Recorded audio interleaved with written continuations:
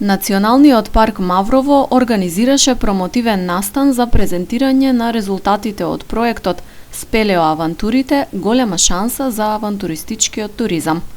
Во фокус на активностите беше реконструкцијата на пештерата Шаркова дупка во Маврово, една од првите туристички уредени пештери во Македонија. Во своето обраќање до присутните, директорот на паркот Самир Ајдини рече: "Освен туристичката и рекреативната, преку овој проект нашата институција ја остварува и научната цел.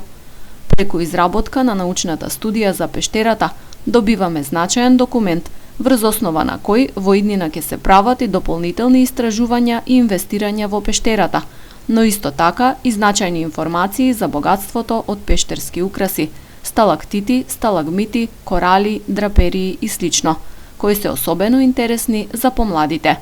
Истите тие преку посетата на пештерата, освен во теорија, ќе се запознаат со овие форми и во пракса, а со тоа ја постигнуваме и образовната цел." Проектот е финансиран од мрежата на заштитени подрачја паркови Динариди, во која членува и Националниот парк Маврово.